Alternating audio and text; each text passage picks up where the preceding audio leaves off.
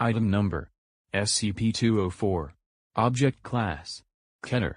Special Containment Procedures: SCP-204-1 and SCP-204-2 are to be kept in a 10 meter by 10 meter fortified holding area in site.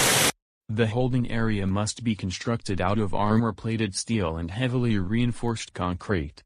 The holding area must also be vacuum-sealed and contained within an outer shell with a higher air pressure that must always be maintained with at least 2 psi over the current air pressure in the holding area. At least one full security team must be kept on standby at all times. It is only during SCP-204-1 scheduled feeding times that D-Class personnel are allowed to enter for the purposes of maintenance. SCP-204-1's typical diet consists of any kind of meat, preferably from living subjects. Such subjects will often consist of aggressive animals such as wild dogs, bulls, or any other animal that must be euthanized due to aggression.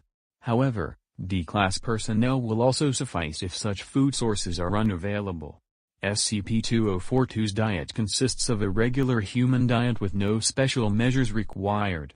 SCP-204-2 is allowed to make special requests, but any and all requests must be given O5 approval. Any personnel caught attempting to deliberately provoke SCP-204-2 will be immediately terminated. Security personnel are required to ignore any and all of SCP-204-2's attempts to provoke a response from them unless there is a clear and present risk of containment breach. Failure to do so will result in harsh administrative punishment.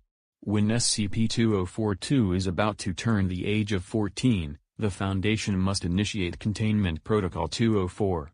Further details may be found in Containment Protocol 204 requirements. In the event of a containment breach, EMP generators must be immediately activated in order to keep SCP-204-1 disabled. Once EMP generators have been activated, security teams have approximately 30 seconds to neutralize SCP-204-2 before SCP-204-1 can adapt and reassemble itself. If containment cannot be achieved in this time, SCP-204-1 must be contained by conventional means. Security teams and agents are authorized to use any conventional weaponry at their disposal to contain SCP-204-1 and SCP-204-2. If SCP-204-2 is terminated during containment, then Containment Protocol 204 must immediately be initiated. Description: SCP-204-1 is a semi-organic nanomachine colony that follows SCP-204-2 as a form of protector. SCP-204-1 spends the majority of its time in a dispersed cloud, where it is almost impossible to perceive with normal human senses.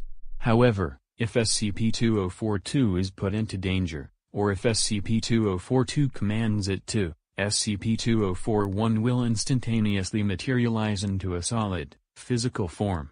The exact shape and nature of this form is subjective, depending wholly upon SCP-204-2's view, state of mind, and imagination.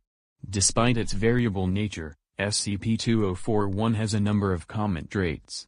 These include massive strength, large size, basic intelligence, perfect obedience to SCP-204-2, and the ability to regenerate itself after consuming living flesh. SCP-204-1 is vulnerable to conventional weaponry, and can be temporarily forced back into its dispersed state if enough damage is inflicted. SCP-204-2 is always a child, ranging from 4 to 14 years old.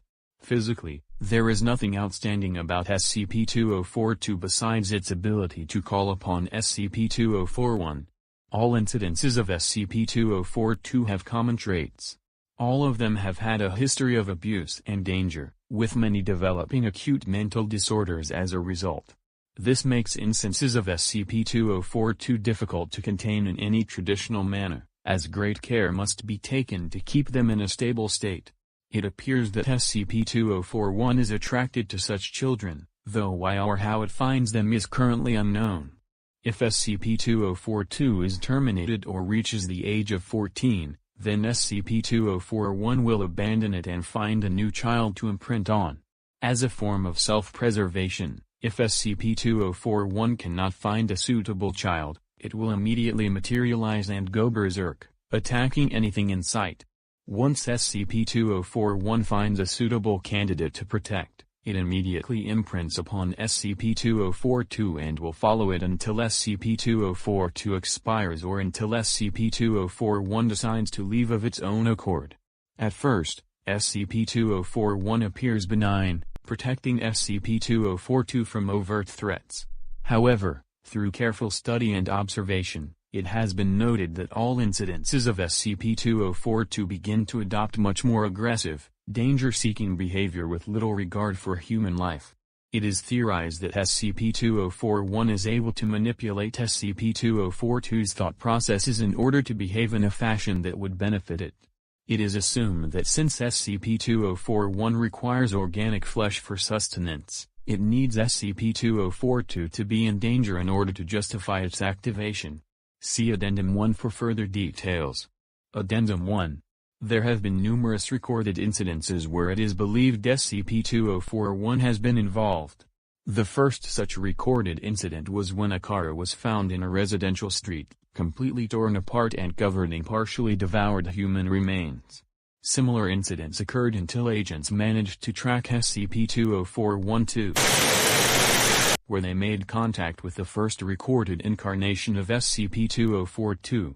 It took 3 more attempts and numerous casualties before SCP-204-1 and SCP-204-2 were successfully contained. Interviews with SCP-204-2 revealed that it seemed to feel a need to experience danger, such as standing in traffic or provoking hostile responses from others. When questioned on its reasons, SCP-204-2 simply replied that SCP-204-1 allowed it to. Containment Protocol 204. In order to keep SCP-204-1 successfully contained, it has been necessary to keep a permanent stock of candidates to replace SCP-204-2 in the event that the current one is terminated or abandoned. Ideally, all candidates should be orphans below the age of 10 with a history of abuse. However, in times of need, Article 12 of Containment Protocol 2/4 may be authorized to allow candidates that don't meet specific requirements. They will be put under the supervision of caretakers, which will consist of D-Class personnel convicted of violent crimes, child abuse, and pedophilia with Foundation staff present to prevent inadvertent termination of candidates. To date, Article 12 has not been enacted in any form.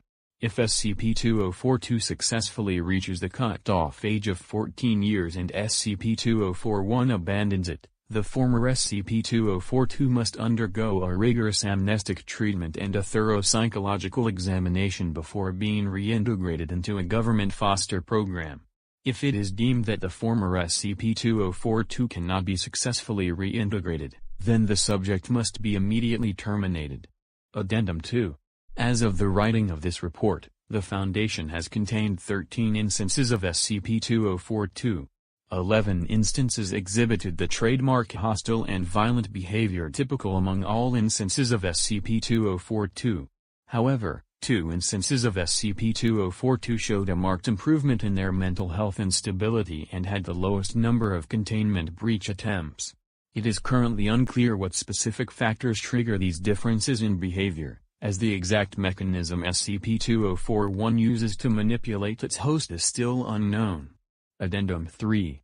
Though there is evidence to suggest that SCP-204-1 may be sentient, or possibly even sapient, all attempts to communicate directly with SCP-204-1 have resulted in failure.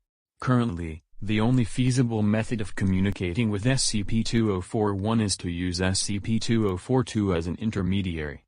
Unfortunately, the violent tendencies and hostile behavior exhibited by nearly all instances of SCP-204-2 as well as their questionable mental stability make this approach highly unreliable.